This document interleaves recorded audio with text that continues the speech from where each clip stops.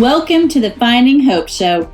I'm your host, Alisa Massey, and I am thrilled that you've joined me because my goal is to inspire you to be happy and hopeful in your everyday lives. In this show, you can expect to gain hope and encouragement through some of life's most pressing issues regarding health, relationships, faith, and much more. Let's face it, the world is not getting any better, but God gives us the power for change. I'm here to encourage you that you have what it takes to live your best life. Join me once a week and be inspired to reach your highest potential. We are hopeful in the chaos because of God's good plan.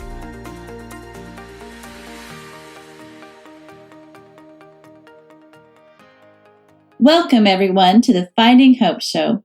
My name is Alisa Massey, and my hope for you today is that you can experience the peace within you. God has given each of you peace. You just have to believe it. Yes, in the pain and the abuse and the nights of crying yourself to sleep, God can give you hope and peace to make it through. I know this because He has helped me so much. Not only me, but there are so many with overcoming stories. You just have to search them out. In our fears, we must seek those stories and listen, learn, and grow. I must say that all the pain I've experienced in life came in seasons. I always came out of that painful season better and stronger. But also, I want to tell you the number one thing that stopped any kind of progress in getting better was feeding into my fear. That's why the devil loves to tease us with fear, because fear is so paralyzing. So we must starve these fears. We starve our fears by instead feeding the fear with the peace of God that surpasses all understanding. In order to experience God's peace, we must get to know Him and trust Him. Trust that He already has your good plan mapped out. It is when we do this that we are feeding our minds and our souls with the good stuff. I can hugely contrast the peace I have now, no matter the circumstance, to the fear that I once felt. Even when you're a little scared, you have to take those thoughts captive. If you don't, that's when you start feeding the enemy's lies, aka fear, and it can quickly progress from there.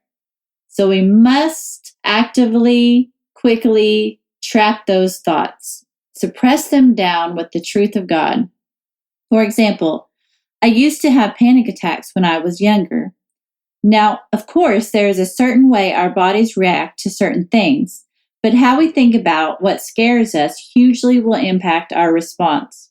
We know that how we grow up as well as who we spend our time with can greatly affect our thinking. We also know that God is good and does not put bad thoughts into our head, period.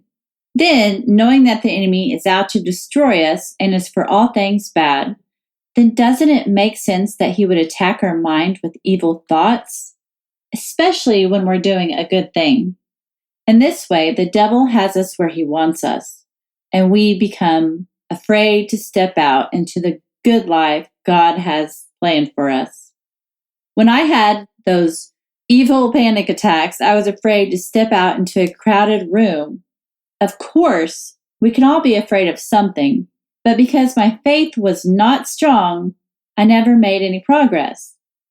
Instead, I kept feeding the fear, and this in return caused me to go deeper and deeper into despair.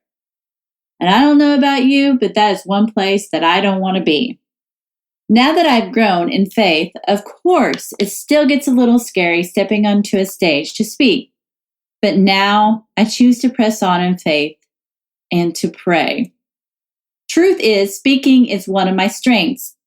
So, of course, the enemy of this world would want to make me especially scared of even people or try to trip me up. Friends, in my previous way of thinking, I would have been sulking in my beer. Why? When I was in my addictive mindset, I was distracted from the truth. God's truth, that is. Instead, I choose to believe the lies that I would never change and that I was a complete failure. As a result, I fed the fear, and fear then fed me. Remember, what we feed will grow. It is so, so crucial at this very moment and for the rest of your life to stop feeding the fear. Fear is a choice just like faith is. The scary thoughts may come into our brains, but we do not have to believe it. Of course, it can be difficult in the valley, trying to resist the temptation and live a better life. But here's where we do not give up. And here is where we grow. Knowing that what we feed will grow, we need to feed our soul the good stuff. Life is so hard, but it doesn't have to be. You know what's harder? Feeding into the fears, believing the enemy's lies. I'm here to tell you there is a better way. What about you? Are you feeding the fear, or are you learning to live in faith? It is so much better to live a hope-filled life, but don't stop there. You got to act on it. Quit saying, I'm trying to not be so fearful, or I'm trying to stop thinking negative thoughts. Stop trying and start training. We must actively choose hope and faith, and then we train like we're running to win. Yes, even in a pandemic. Come to think about it, we as humans will always have some kind of personal pandemic at some point in our lives. We think we will never come out of this. But here is where we learn to trust God and know that there is always a better way. We take the bull by the horns and press on.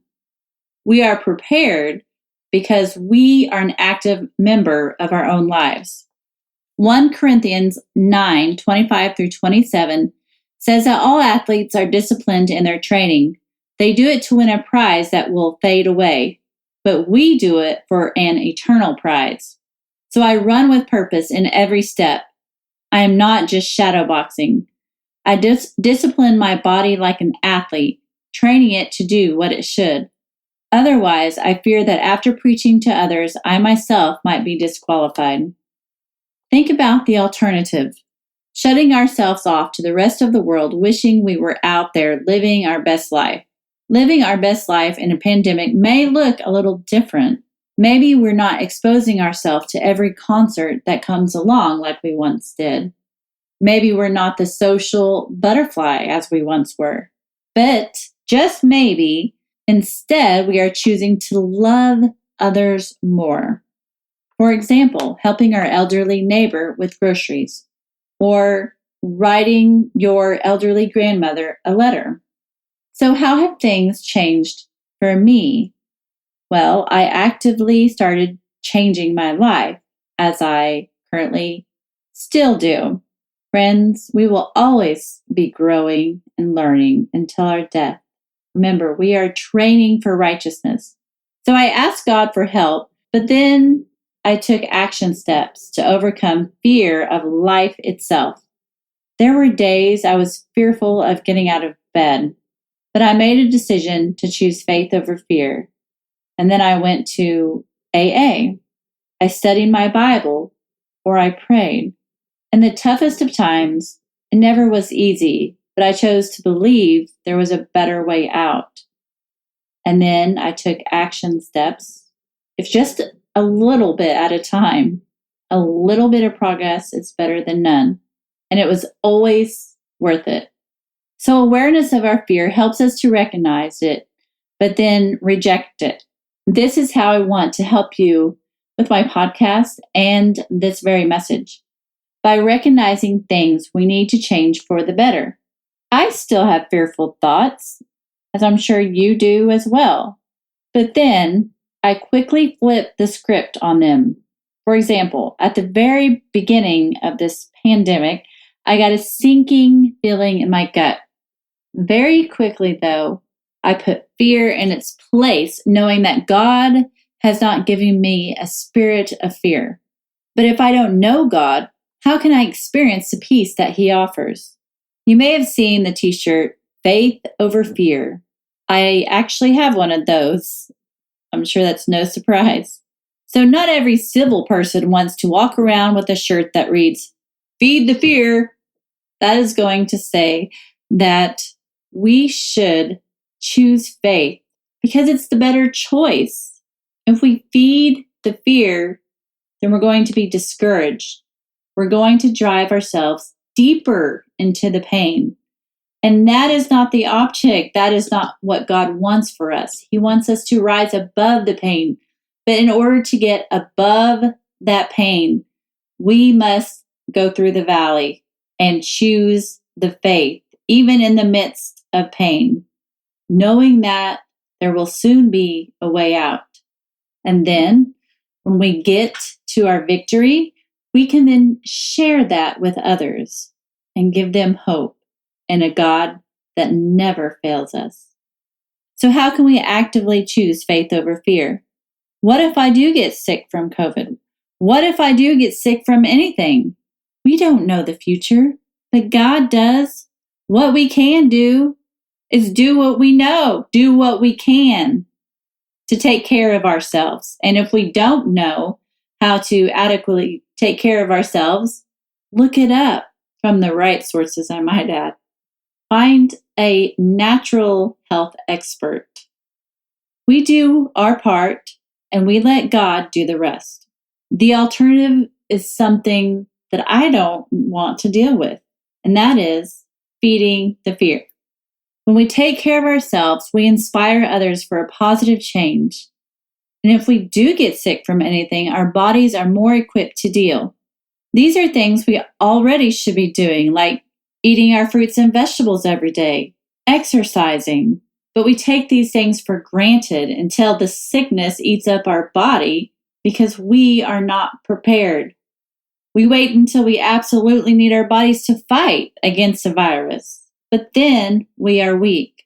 We may be in the best health of our lives and still get the cancer news, or we may still fall and hurt ourselves. But here is where we need our strength spiritually and mentally.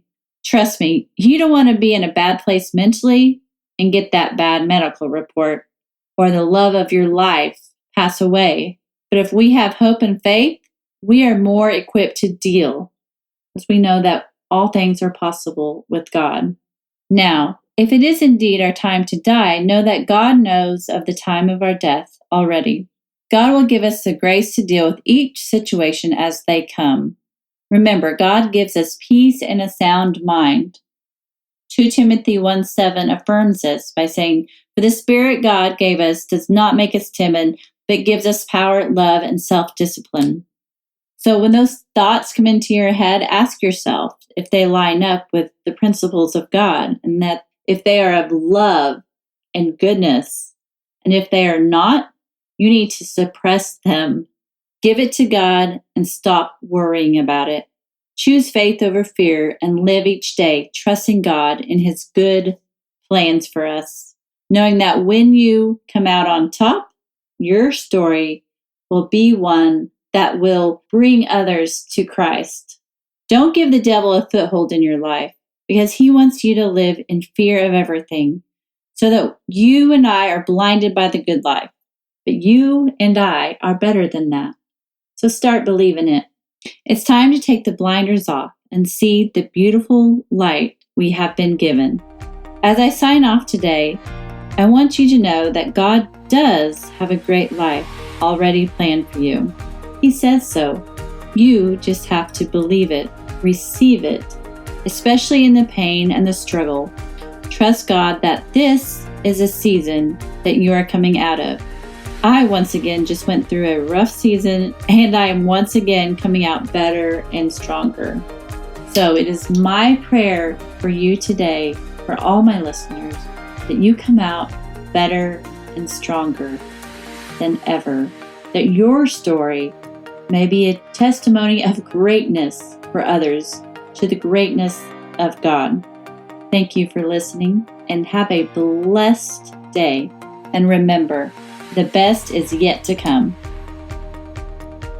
Hi, everyone. Great news! I've got a whole year's worth of episodes planned out with more messages and weekly pep talks. This podcast is growing so much.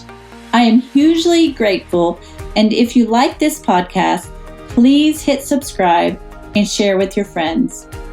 And if you are interested in being on the show, you can contact me at contact@alisamassey.com. Once again, that's contact@alisamassey.com. Thanks for joining me and have a great day.